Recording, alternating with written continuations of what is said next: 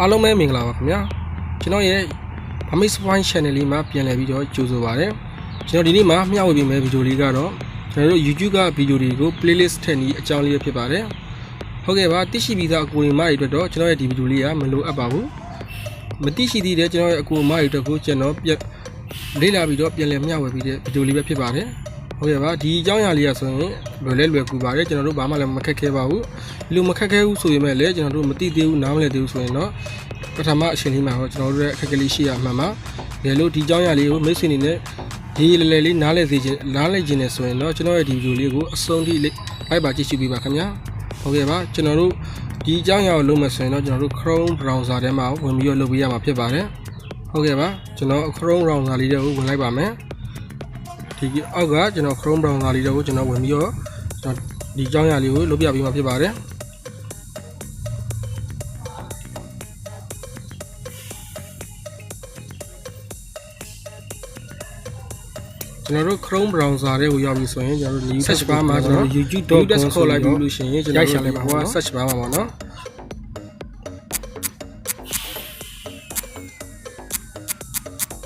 youtube.com ဆိုပြီးအခုလိုလေး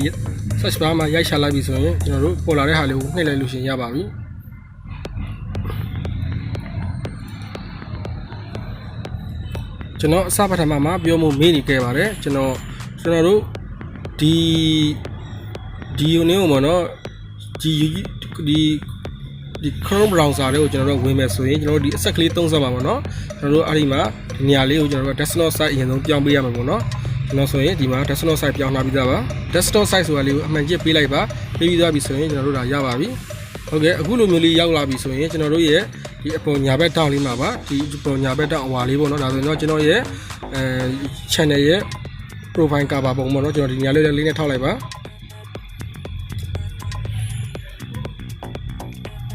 အခုလိုလေးထောက်ပြီးသွားပြီဆိုရင်ကျွန်တော်တို့ကဒီအောက်မှာပေါ့နော်ကျွန်တော်တို့ရဲ့သူ့ရဲ့ suggestion လေးပေါ်လာပါပြီ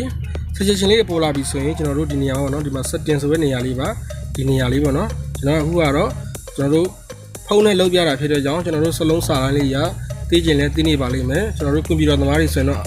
အဆင်ပြေတာပေါ့နော်သူတို့ကတော့ view ကျတာပေါ့ကျွန်တော်တို့ကတော့ဖုန်းမှာဒီ desktop site ပြောင်းလာတာကွန်ပျူတာ site ပြောင်းလာတာဆိုတော့ကျွန်တော်တို့စာလိုင်းလေးရာဒီအချိန်မှာတော့ဒါဒီအခုကတော့ share လို့မရဘူးเนาะ share လို့ရတဲ့နေရာလေးလည်းရှိပါတယ်အဲ့ဒီနေရာလေးဝင်မှာ setting ဆိုတဲ့နေရာလေးကိုနှိပ်လိုက်ပါ setting ဆိုတဲ့နေရာလေးကိုရောက်ပြီဆိုရင်ဒါလေးဆိုတော့ကျွန်တော်စာတန်းလေးကို share လို့ရပါပြီအဲကျွန်တော်တို့ဒီမှာပေါ့နော်channel start and feature ဆိုတဲ့နေရာလေးပါဒီနေရာလေးတွေကိုဝင်လိုက်ပါဒီနေရာလေးကိုကျွန်တော်တို့ကအပေါ်ဆုံးကလေးကိုနှိပ်လိုက်ပါအခုလိုမျိုးလေးလာပေါ်ပေးပြီဆိုရင်ကျွန်တော်တို့ဒီအောက်ကပါတော့ဒီအောက်ဆုံးမှာပါအောက်ဆုံးဒီနေရာလေးမှာပါကျွန်တော်တို့ဒီမှာဒီနေရာလေးပါနော်ဒီနေရာလေးမှာကျွန်တော်တို့ဒီစာလေးဖြည့်ရှက်ပြလို့လည်းရပါတယ်ဒီ close ဆိုတဲ့နေရာလေးကိုကျွန်တော်တို့ကနှိပ်ပေါ်လိုက်ပါဟုတ်ကဲ့ကျွန်တော်စာလေးကိုဒီ screen နဲ့လည်းပြန်ကျင်းလိုက်မယ် close ဆိုတဲ့နေရာလေးရောက်ပြီဆိုရင်ကျွန်တော်တို့ကဒီနေရာမှာပါ close ဆိုတဲ့နေရာလေးကိုကျွန်တော်နှိပ်ပြီးတော့နှိပ်ဝင်လိုက်လို့ရှိရင်ကျွန်တော်တို့ဒီမှာပေါ့နော်ကျွန်တော်တို့ဒီနေရာမှာဒါ playlist ဆိုတဲ့နေရာလေးပါဒီနည်းလေးကသင်္ကေတလေးပါနော်ဒီ playlist ဆိုတဲ့နေရာလေးကိုကျွန်တော်တို့နှိပ်လိုက်ပါ playlist ဆိုတဲ့နေရာလေးကိုနှိပ်လိုက်ပြီးတော့လို့ရှိရင် playlist ဆိုတဲ့နေရာလေးကိုကျွန်တော်နှိပ်လိုက်ပါဒီ playlist ဆိုတဲ့နေရာလေးနှိပ်လိုက်ပြီဆိုရင်ကျွန်တော်တို့ကဒီဘက်ဒါကျွန်တော်ဖုန်းနဲ့လုပ်ပြပေးနေတာပေါ့နော်မိတ်ဆွေတို့ကကွန်ပျူတာသမားဆိုရင်တော့ကျွန်တော်မသိဘူးပေါ့နော်ဒါကျွန်တော်တို့ဖုန်းသမားတွေတက်ကိုကျွန်တော်ကဒါလမ်းညွှန်ပေးနေတာပါဟုတ်ကဲ့ပါကျွန်တော် playlist ဆိုတဲ့နေရာလေးကျွန်တော်နှိပ်ပြီးသွားပြီဆိုရင်ကျွန်တော်တို့ဒီမှာပေါ့နော် new playlist ဆိုတဲ့နေရာလေးရှိပါတယ်ဒီပေါ်တောင်းလေးမှာတော့ new playlist ပေါ့နော်အဲ့ new playlist လေးကိုကျွန်တော်တို့ရှက်ဝင်လိုက်ပါအဲ့ new playlist တွေကိုကျွန်တော်ရှက်ဝင်ပြီးသွားပြီဆိုရင်ကျွန်တော် add title ဆိုတာလေးကျွန်တော်ပေါ်ပါလိမ့်မယ်ကျွန်တော်အခုဆိုရင်ဒီမှာFacebook เนาะ Facebook နဲ့ YouTube ပေါ့เนาะ Facebook နဲ့ YouTube နီးပညာပေါ့เนาะဒီလိုမျိုးလေးပေါ့ကျွန်တော်ကခေါင်းစဉ်ပေးလိုက်မယ်နီးပညာကျွန်တော်ဒီအောက်မှာကတော့ဒီမှာ available မှာပေါ့ကျွန်တော် public ကိုပဲကျွန်တော်ထားခဲ့မယ် public ကိုထားပြီးသွားရင်ကျွန်တော် public ကိုတစ်ချက်ပြန်နှိပ်လိုက်ပါအဲ public ကိုတစ်ချက်နှိပ်ပြီးသွားလို့ရှိရင်ဒီအောက်မှာပေါ့နော်ဒီအောက်လေးမှာ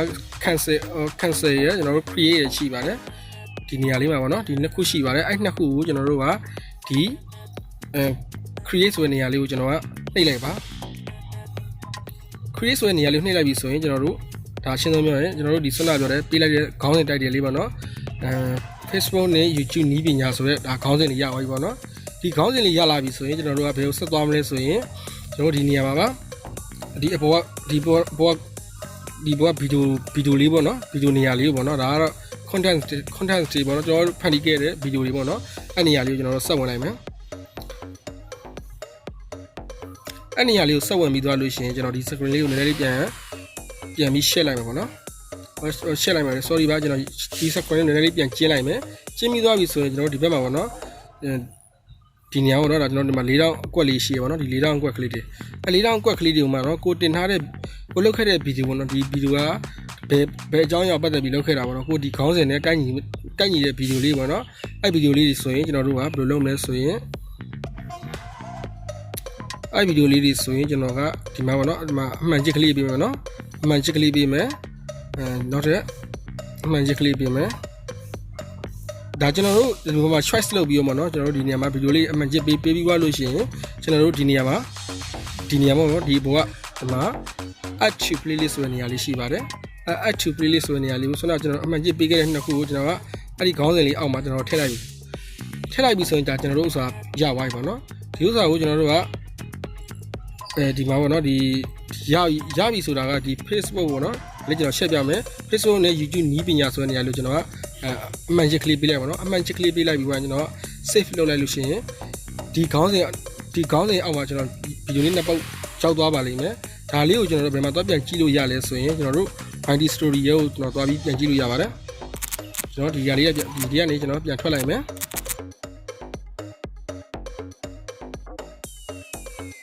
find story ကိုကျွန်တော်သွားမယ်ပေါ့နော် find story ကိုဝင်ပြီးတော့မှကျွန်တော်တို့ခုနplaylist ပေးခဲ့တဲ့ခေါင်းစဉ်အောက်မှာဒီဗီဒီယိုလေးရှိမရှိပေါ့နော်ကျွန်တော် find story ကိုဝင်လိုက်မယ်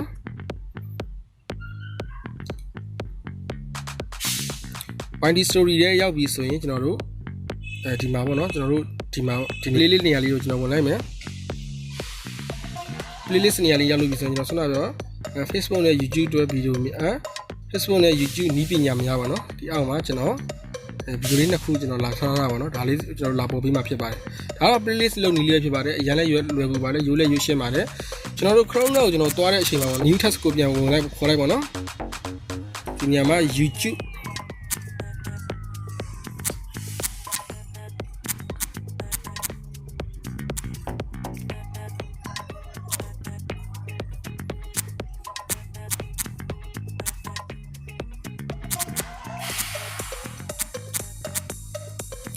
ဒီနေရာပေါ့နော်